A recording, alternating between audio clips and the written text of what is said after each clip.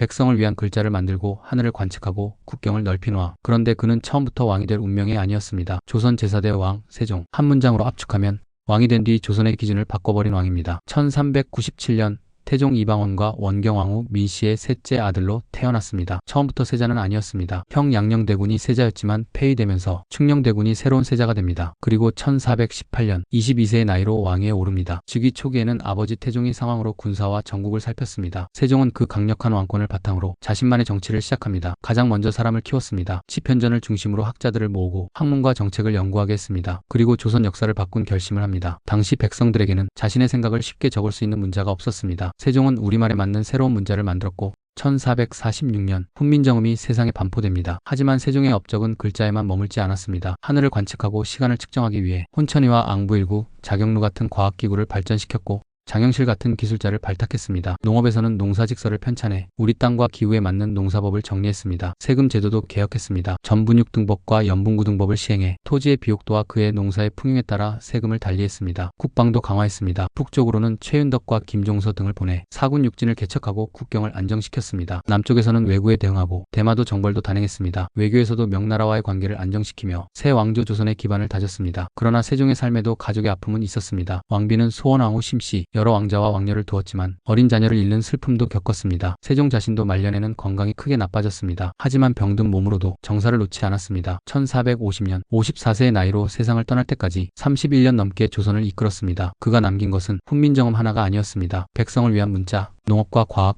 국방과 영토, 그리고 국가의 제도와 문화를 함께 발전시킨 것. 태종이 강력한 왕권으로 조선의 뼈대를 세웠다면 세종은 그 위에 조선의 문화를 꽃피운 왕이었습니다. 그리고 세종이 살아있던 같은 시대, 중국에서는 명나라 영락제가 1421년 남경에서 북경으로 수도를 옮겼고 유럽에서는 보헤미아에서 종교개혁보다 앞선 종교개혁 운동의 흐름 속에서 1419년 후스전쟁이 시작되었습니다. 그리고 프랑스에서는 잔다르크가 1431년 화형당했습니다. 세종이 세상을 떠날 무렵에는 유럽에서 구텐베르크의 금속활자 인쇄술이 발전하며 새로운 지식의 시대가 열리고 있었습니다. 동아시아에서는 북경이 새로운 중심으로 떠오르고 유럽에서는 전쟁과 새로운 지식의 시대가 열리던 때 그 격변의 세계 한가운데에서 조선에서는 세종이 백성이 읽을 수 있는 새로운 문자를 남겼습니다.